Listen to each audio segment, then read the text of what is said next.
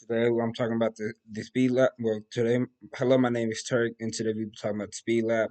My client was Brian McNair. He's 20 years old. He's a male. He's tall. I mean, not tall. He's 5'11", with about 160. And the first lab we did was the 4 second dash. We measured it in feet. So in the first one he got 70. The second one he got 66, and the third one he got 53. His best score out of those three was 70, so his rating for that was fair. The next was the 6 second dash. We also measured that in feet.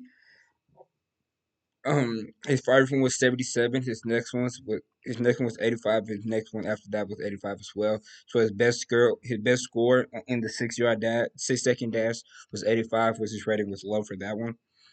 And the 50 yard dash, we measured that in seconds. So the first one he got 8.7, second one was 7.88, and the third one was 8.49. His best score was 7.88, and for a male, that his rating would be fair.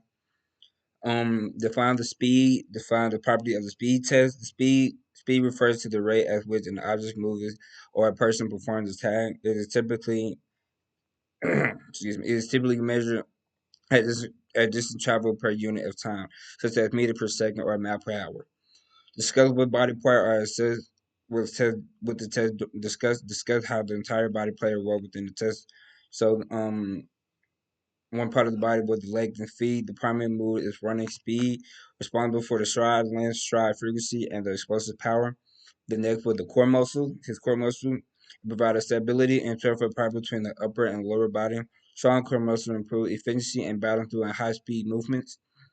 His decking with arms and shoulders. His arm movement played the critical role in movement and balance, particularly in sprinting and reaction based speed tests. List the equipment that needed for this what that was needed. A meter stick so I can mark where he got at. A measuring tape to measure the distance, and the stopwatch. Any technique errors or fitness limitations determined that I have that limited the performance of the examiner. There was no limitation. He just had to run straight forward, and he went on my command. Whenever I said go, he went. So there was really no errors for this fitness. Using the principle of exercise program down the frequency, intensity, time.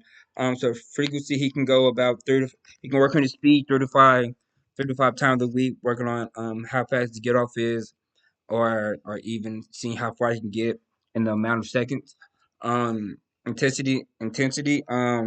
Some can be very very quickly, like as in 4 yard dash, 40 meter yard dash.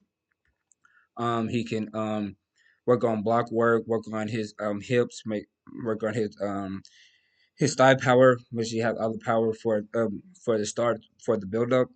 The time he can do it rapidly or slower depends. So for frequently time, he can go 35 times a week for about an hour on the track. Um, he could also go on the treadmill, run on the treadmill, and things like of that nature.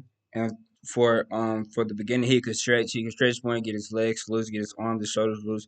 Make sure his body and his core is very loose. So when this runs, he don't have no limitations of what he can do.